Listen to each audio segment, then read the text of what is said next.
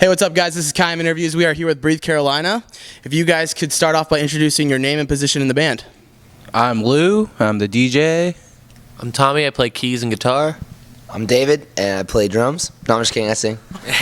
No, Eric. I play drums. All right, so we're going to start off with some funny questions to start off. So the theme of your album is Savages, and the title as well. And so what is the most savage-like thing you've ever done on tour? I mean, is this gonna be like distributed everywhere? Because I could tell you some set notes. I don't know. What's something crazy we've done? Something savage? No, I can't say that. I don't know if we can release that kind of Joan. I don't know, man. We're pretty ruthless human beings as it is. Fuck. What's a good story to say? I mean, Warhead Joan in Florida. That's too much. No, that's too much. Well, this is one thing that's probably really savage that just reminded me of that. Our old tour manager, he bought a taser just randomly, and so we just thought it was funny. Like, he would just tase like people walking with like merch pins and stuff, and so that was on tour. And we told our merch guy at the time, we were like, we're gonna tase you in the forehead if you don't stop, because he was like all drunk and he was like yelling and spitting. And so we tased him in the forehead. And I was on his birthday. And it was on his birthday. I mean, that's pretty Shouts out savage to right Tasty. there. Yeah, shouts out. Young Taste God. Did he pass out or what? Like, what happened? Screams so fucking loud. And he said he had a rule that if every time we tase him, we just have to give him $5. Yeah, so we could tase him whenever we wanted we'd run to. up on him just randomly and As just. long as he wasn't talking to a girl. That was the rule. That was the only stipulation. You guys ran up a tab for him, like. Did you ever pay him? No. Definitely not. Come on. Oh my gosh, that's hilarious. All right, so next funny question. If you could replace one living musical artist with someone from the dead and like resurrect them in their place, who would you choose? Oh shit. Damn. Ooh, that's a good question. For We sure, get pretty I'd bring deep. back Mike Jack, but I don't know who. Yeah, I don't know yet. Dude, maybe we Living. bring Mike Jackson back and plays Bruno Mars. I don't know. I love Bruno Mars, but I'm saying that would be sick if it was Michael Jackson instead. trade. You know what I mean? I could make that trade. Tupac. Yeah, we could trade the Game for Biggie or Tupac. That wouldn't hurt me in any way, shape, I or think form. that'd make the world a better place. A lot of people choose Pitbull. They don't like him. So, what do you guys think of Pitbull? Okay, so here's the thing: is that a lot of times, like, you'll look at these artists and think they're super cheesy, but we played with Pitbull in like a sold out 18,000 like people stadium, and after you see him play hits for 2 hours, but only 30 seconds of each song You're like, in wow. Spanish and English, you're like, he's a fucking G. There's not really shit you could say to that. Yeah, it's crazy. Myth busted then. Breathe Carolina right here. All right, so if you could also, this is the last one. If you could listen to one album for the rest of your life, what album would it be? Only that album, by the way. I mean, if I had to choose, I would have to say "Tell All Your Friends, Taking Back Sunday." That was my shit, and probably the one record I could listen to nonstop always. Yeah, I feel that. That's really hard. There's just like too many different genres to like just pick. One of the Blink just records, what- like Enema of the State or Take Off Your Pants and Jacket, yeah, probably. some Blink-182 or definitely Taking Back Sunday for me. I think too. It's just that was like the most influential record for me, like growing up. Yeah. I'd go with Andrea Bocelli live. That's hard body. I could listen to that shit every day. All right, so we have a lot to talk about, guys. Savages drops in about 2 months, and so what songs you guys playing live on this tour from that album, and like how have the fan reactions been to that so far? Dude, it's been awesome. We're playing actually 4 songs from the album: "Collide," "Bury Me," "Savages," and "Mistakes." And it's cool because it's one of those things where like you're playing a new song, so kids don't really know what to do. Like they kind of just stand there, so you have to like really emphasize the song and really make it something special and stand out. And it's been great so far. Collide goes crazy. Yeah. We have a lot of like our new stuff is a lot of more like EDM kind of based, and so you know the energy is just so high when we play the new songs that it makes it feel like we're playing a song we've been playing for 5 years. You know. Yeah.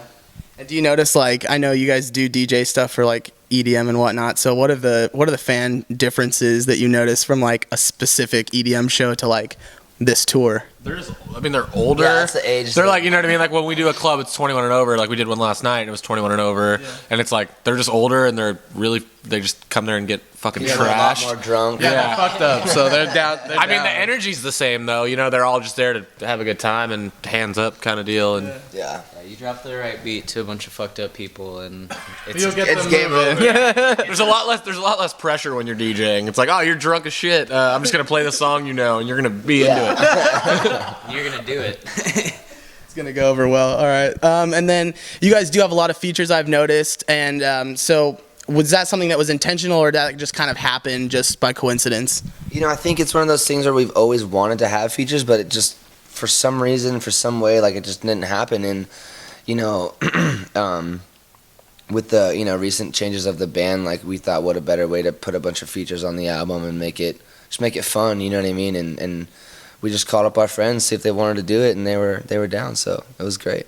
Yeah, and I wanted to talk about Danny Worsnop being on the record because he's a little bit different from, like, I don't know, he's kind of branching away from this scene, kind of going a little bit more specifically metal. So how was it like collaborating with him, and how was that, and how'd that come about? Dude, it was sick. It was the sickest thing I've ever seen in my entire life. We had written this like heavier song, and we had all the parts, and we were like, yo, like who do we have to come and just make this crazy? And I just texted Danny, and Danny's a character, you know what I mean, to say the least. And we've known Danny for a long time, so it was really awesome working on it with him. It was great. I mean, he came in, walked into the booth, didn't tell us anything, had heard the song like one He's like, time, "Let me just try it, went let in me just there, try and it." what's on the CD is the first thing that he screamed and sang. He like wrote the lyrics and Our screamed it producer all. was blown away Yeah. because he's never really worked with like people that Didn't have scream. to put anything on his voice. Like he is the most ridiculous sounding Vocalist. human being I've ever heard in my entire life. So cool. And then, he's just a crazy guy. Like, we were doing, like, a little video for that, too, and we were just hanging out, drinking, went until, like, 1 in the morning, and we're all like, yeah, we're gonna go home and pass out, and he's like, all right, mates, I'm headed to the studio, like, just He's all about work. back off to keep doing his thing, so he's an awesome guy. It was hilarious. definitely fun to work with him. And so with Danny, there's obviously partying is a synonymous word with him. So how is that, like, you know, in the studio with him? Do you guys all like kind of drink? I know you're mentioning that for a little bit, but Yeah, I mean, honestly, you know, he only came in for like 3 hours, and we did the whole thing, and the song is a bit more serious than anything, but you know, when we shot the video, of course, there was whiskey there, and we had beers, and Killed it all. yeah, we drank everything, and they had to go get more for us, so. I mean, he's Yeah. definitely a person that can keep up with us. You know, not a lot of people can like hang as hard, but he definitely can hang harder than we can, if not as hard. It's the type of situation where it's like, just put it in front of us and we'll get rid of it, you know?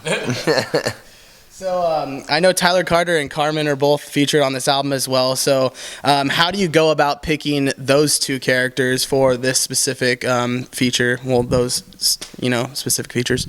Well, with the Carmen feature, we'd had a bridge that a female had sang on before, and you know, we were like, why not? We've known Carmen for a while, and you know, became close with her and them, I should say.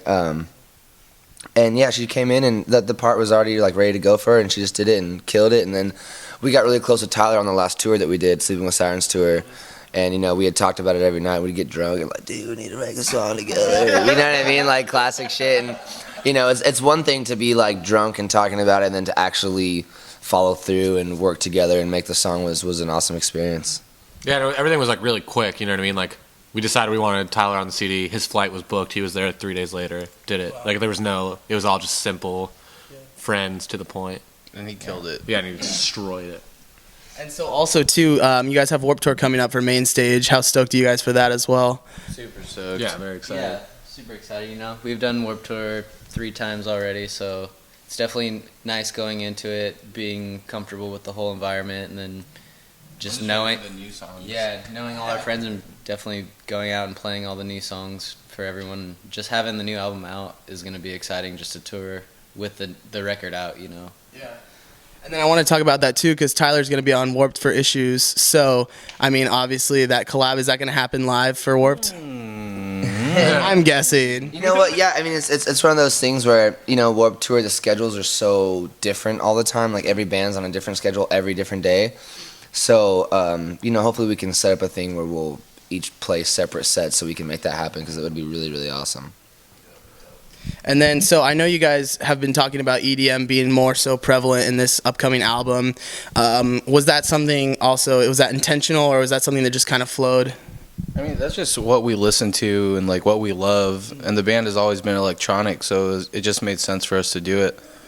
You know, we finally found like a true, like, you know, we went through a year with kind of really not knowing what we wanted to do exactly. It's like, what do we do next after everything? And you know, that was just a natural occurrence, you know, that happened. And so Yeah, we didn't like go in and go like, we're gonna make an EDM record. It was just what it was. I mean, it sound, you know, like I wasn't in the band when they did It's Classy or Hello or Hell Is What You Make It, but it sounds like It's Classy, just the 2014 version of that, you know.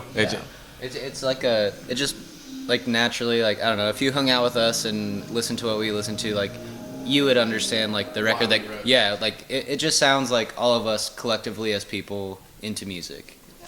So is it harder, do you think, to produce EDM than the actual real instrumentation? I know it's kind of something that is bound to like think of is, you know, should we go with more EDM because it's easier, or is kind of the music influence, like the actual instrumentation, easier because you can just jam around on your guitar at home and whatnot? You know, it's something that people think of EDM music like, and it's like, oh, you put a 4 on the floor beat and put a synth over it. And so I think it's harder because you have to be more creative with the progression of the melodies. And, you know, like we all play real instruments too. Like I played guitar for years, like Eric plays drums, like we all can play guitar. So, you know, we respect that in that aspect. But, you know, I guess there's difficulties in both, but EDM music is just more, it's more intricate, it's more scientific. There's so much of it that you need to stick out. Yeah, you have to be creative. Yeah, and it's like you can't just plug in a guitar and go. It's like finding a sound, tuning the sound. Like we would spend all day in the studio with the right progression going and just going through sounds for 5 hours just trying to find the right synth sound. Like it's really time consuming, and like it was crazy. Like we would come back and we would change just a kick sound to like a higher pitched kick, and the whole song would sound like, different. Oh, shit. Or change the tempo like 2 BPMs, and then all of a sudden, you know. Yeah, that argument sometimes isn't fair. People are always like, yeah, whatever, it's easier to do this shit, and like people are like, I can do that. I could just get a computer and do that. It's like, all right, well, I don't see you with the computer doing that, so I don't actually. Yeah, I don't believe you. That's like saying you could put a microphone to an amp and record it, and it's going to sound just like Neil Averon's recordings. It's like, no, it's not. You don't know what you're doing. It's not going to sound like that. Good statement. So you'd say that EDM is definitely like a little bit harder than. It's just different. It's just different. It's just more both time hard. consuming. Yeah. I feel like, yeah. All right, for sure. Fair enough. So, and then other than member changes, obvious member changes, what caused this record to sound different from others, like throughout the writing process? Was there anything that you would say, like, oh, you know, my style changed, or, you know, we grew up, or anything like that? I think we found out like just what we wanted to do. Exactly. Yeah, like really just nailed down like who we are as a band and where we want to go with it, you know, and obviously just everything leading up to when we finally got the record done, you know, like everything that we went through, all that personal experience, you know, that definitely brings on a certain attitude towards like your music and your lyrics and everything, you know. Yeah. So do you think music is overall changing? I know that's kind of this is just an overarching question about the music industry. Do you think it is changing? Because I notice a lot more electronic stuff is coming through, you know, bands like Issues and whatnot. You know, I don't know if it's like changing. I think it's just getting more accepted. It's like, you know, and like electronic music first, like, well, when we started doing it, like no one got it. Everyone was like, this is weird, you know what I mean? And I feel like over the years, like people are understanding the time and the passion that goes into it, and so it's being like, oh, cool, like we're accepting it now. We'll put it on the radio. You know what I mean? We'll make a dance song, a top 40 song, and it works. And so it's rad because it's like, you know, it's such an awesome form of music. It like makes everyone feel so good that I'm just happy it's getting all over the place. You know what I mean? Yeah, for sure. And then lastly, I just want to talk about what's a personal favorite off the record for you guys. Your favorite song off the record?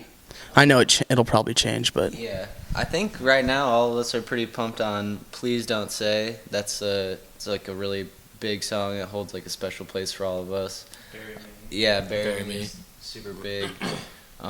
Shots fired. Yeah, Shots Fired. That's just, you know, The whole CD, Yeah. pretty much. Every fucking song. Well, the cool thing with Please Don't Say, and I think the reason like it's like so crazy to all of us is it was like the last song that we put on the CD, and it was a conversation to where we were like, is this even going to go on the CD? And then we opened up like the file, and we're like, let's just make a bridge really quick. And we like made a bridge, and the bridge became the new chorus essentially, and it like changed. The whole song changed from like it's still kind of the same, but it like changed the whole feeling of the song, and it went from like not on the CD really to like the number one song we all love so much. It was really weird, and like it was like such a weird call because we were like, oh, let's just open up and listen to it, see what it sounds like. Because we had wrote it like a long time ago. I mean, not a long time ago, but a couple months before we finished, and yeah, the bridge became the chorus, and the whole thing was like, and everyone was like, oh shit, all right, now we love this song. You know? And it's one of those things like, like what we were just saying about like having a guitar, having a synth. It's like we added a guitar to it just because in the bridge, like kind of like an acoustic guitar, and it changed the whole song because it's like an EDM song with like a acoustic guitar, and it's cool. Obviously, no one's heard it at this point, but yeah, It's amazing. it's such a. I mean, you know what I'm talking about. You've heard it. Obviously. It's the best song you've never heard. Yeah, exactly. Yeah, period. All right, and so just tell fans a little bit about after this specific date. What are you guys heading after this specific tour? Right now we're finishing up tonight in Pomona, and then we're heading to Australia for Soundwave, and then we'll be back picking up the rest of the We Are Savages tour for a few weeks with Johnny Craig and Divided by Friday and Ghost Town, and then after that we have Warped Tour coming up, and yeah, The album. Yeah, the comes out album. April 15th. Yeah. All right, guys, we'll definitely check that out, and also check them out on Warped Tour main stage. That's obviously something to look forward to, and all summer long, right, guys? All summer long. All right. Well, that is the interview concludes, and this is Kime Interview. So take it easy, guys. Later.